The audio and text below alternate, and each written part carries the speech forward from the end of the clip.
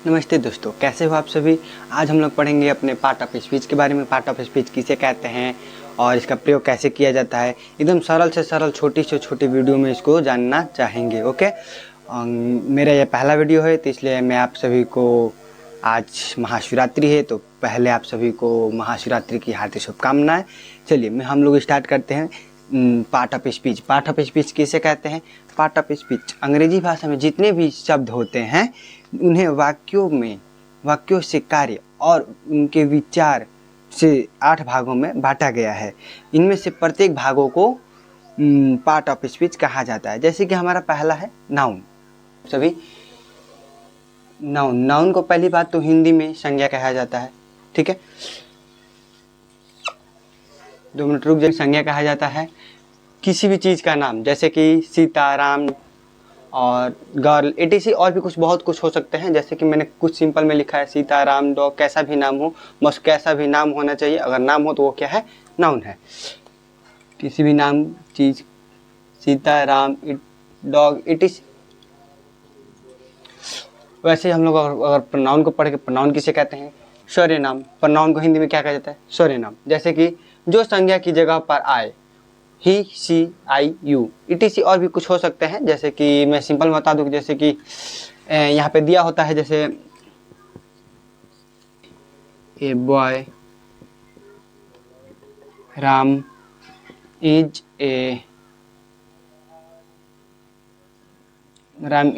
My friend, ऐसे हो सकता है, माई फ्रेंड।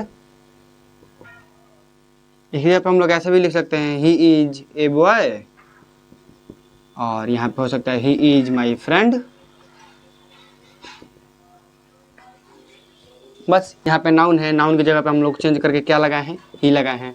वैसे अगर कोई लड़की का नाम होता तो सी लग जाता, अपने पे आता तो आई लग सकता है, दूसरे पे अगर आए तो यू लग सकता है। ये आपके लगाने के ऊपर है। इसको बस सिंपल से समझना हो तो वैसे से कर सकते हैं, जो संज्ञा की जगह पर आए उसे प्रोनाउन, परिणाम कहते हैं। तीसरा हमारा है एडजेक्टिव। एडजेक्टिव किसे कहते हैं, तो एडजेक्टिव को हिंदी में विशेषण कहते हैं। किसी चीज़ की विशेषताएं बताए, विशेषण जो खूबियाँ बताए। खूबियाँ जैसे मैंने यहाँ पे लिखा है Ram is a good boy, यहाँ पे राम इज ए बॉय, यहाँ पे रहता Ram is a good boy. जैसे कि Ram is a good,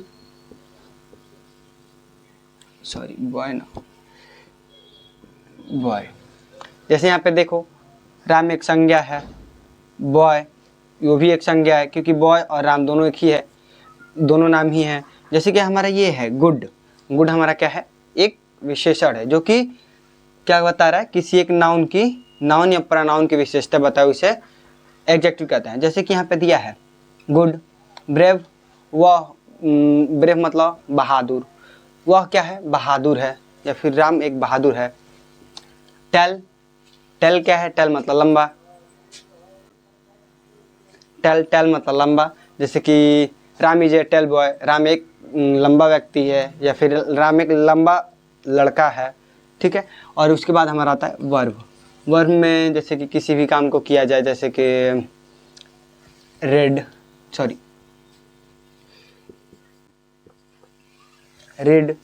play, run. जैसे कि रीड मतलब पढ़ना, प्ले मतलब खेलना, और रन मतलब दौड़ना। ये तो आप सभी जानते ही होंगे।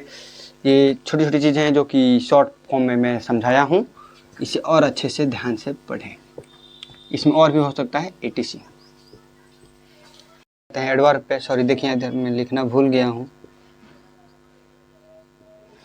उसके बाद हम लोग आ जाते हैं एडवर्ब पे, जो कि वर्ब तक हमने पढ़ा, और उसके बाद वर्ब तो हम लोग पढ़ चुके हैं ना, एडवर्ब पे आ चुके हैं। ठीक है, एडवर्ब हमारा क्या है, क्रिया विशेषण। एडवर्ब को हिंदी में हम लोग क्या कहते हैं, क्रिया विशेषण। क्रिया विशेषण को हम लोग कैसे पहचानेंगे, क्रिया विशेषण है या नहीं है, मतलब एडवर्ब है या नहीं है। तो जो काम के बारे में और बताए, मतलब विस्तार से बताए। जैसे कि ये था हमारा एडजेक्टिव था, जो कि थोड़ा बहुत छोटा सा बस उसकी विशेषताएं बता देता था, और ये एडजेक्टिव है जो उसके काम के बारे में। देखिए, एडजेक्टिव से एड निकला और वर्ब से पूरा वर्ब निकला, मतलब कि ये इसका मतलब क्या हुआ, ये काम, वर्ब मतलब काम, और एडजेक्टिव मतलब उसकी विशेषता, काम की विशेषता बताए, अच्छे से डिटेल में विशेषता बताए, तो उसको हम लोग क्या कहते हैं, एडवर्ब कहते हैं। ठीक है, तो मैं इसका एग्जाम्पल भी रखा हूँ। जैसे एग्जांपल मैंने यहाँ पे लिखा स्लोली या फिर फास्ट, मैंने 2 एग्जांपल लिखा, ज़्यादा एग्जांपल नहीं लिखा क्योंकि ज़्यादा लंबा वीडियो हो जाएगा, तो मैंने 2 एग्जांपल लिखा जैसे कि स्लोली एंड फास्ट, ठीक है। तो स्लोली में जैसे लोग कहते हैं कि तुम काम बहुत स्लोली कर रहे हो या फिर धीरे कर रहे हो, तो ये हमारा क्या हो गया, एडवर्ब हो गया। इसे इंग्लिश में भी ट्रांसलेट किया जा सकता है। और जैसे कि फास्ट है तो इसमें लोग कहते हैं या फिर तुम अपने तरफ से बना सकते हो रोहन इज फास्ट रन, तो रोहन फास्ट दौड़ता है। जैसे कि रोहन दौड़ता है, ये तो ठीक है, दौड़ना ही उसका क्या हो गया, क्रिया हो गया, वर्ब हो गया, ठीक है। तो इसमें हमारा क्या है, फास्ट लग गया, तेज दौड़ता है, ठीक है। तो तेज दौड़ता है तो इसमें हमारा तेज क्या कर रहा है, उसकी विशेषताओं को बढ़ा दे रहा है, ठीक है। उसके बाद हम लोग आते हैं प्रीपोजिशन में। प्रीपोजिशन मतलब संबंधवाचक अवयव जो जगह या समय को बताए। जैसे कि किसी समय को बताना है फिर जगह को बताना, जैसे कि इसमें इन, ऑन ऐसे यूज होता है, जो जगह या समय के बारे में विशेषता बताए। जैसे इसमें और भी ETC हो सकते हैं, इन दोनों में मैंने लिखा नहीं है, ठीक है, मैंने बस 2 एग्जाम्पल लिया है आप लोग को दिखाने के लिए, ठीक है। तो यह जगह या समय को बताए, या फिर आपको किसी सेंटेंस में इन या फिर ऑन दिखे तो हमारा क्या है, प्रीपोजिशन है, संबंध अवयव है। उसके बाद हमारा आता है कंजक्शन, अवयव, ठीक है, जो शब्दों या वाक्यों को जोड़े, जो 2 शब्दों या फिर जैसे राम और श्याम शब्द हैं उनको जोड़ रहा है, इसके लिए यूज होता है राम एंड श्याम। और बट लोग कहते हैं या फिर आप लोग भी कहते हैं दोस्तों, जैसे कि ये बाधा आ गई, ये बाधा हो गया, ऐसे बीच में लोग लेकिन या फिर बट लगाते हैं, और बट मतलब होता है लेकिन, किसी 2 सेंटेंसों को जोड़ रहा है। कोई एक सेंटेंस है, राम स्कूल जाने वाला था लेकिन वो बीमार पड़ गया, बीच में क्या लगा, लेकिन।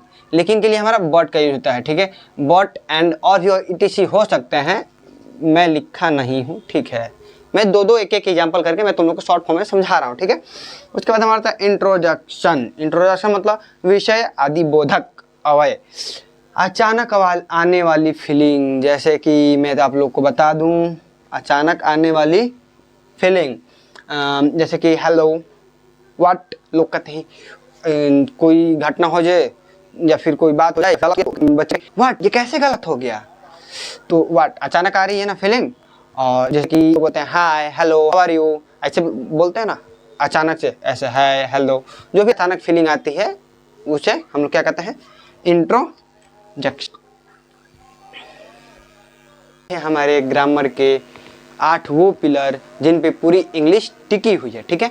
तो अगर आपको ये वीडियो पसंद आया हो या फिर आपको ये मेरा पढ़ाया हुआ आपको समझ में आया हो तो ज्ञानदायिनी इंग्लिश स्टडी चैनल को सब्सक्राइब कर दीजिएगा और बेल आइकन दबाना ना भूलिएगा, क्योंकि अगले वीडियो आपसे मिस ना हो, ठीक है। और मैं आपसे बता दूं कि कमेंट करके ज़रूर बताइएगा कि अगला मेरा टीचिंग किस चीज़ पे हो, किस टॉपिक पे हो, या वो किसी मैथ के बुक पे हो या इंग्लिश ग्रामर के नाउन, प्रोनाउन, टेंस, एडजेक्टिव, आप किस चीज़ पे अगला टीचिंग मेरा देखना चाहते हैं, कमेंट करके ज़रूर बताइएगा। धन्यवाद, बाय बाय।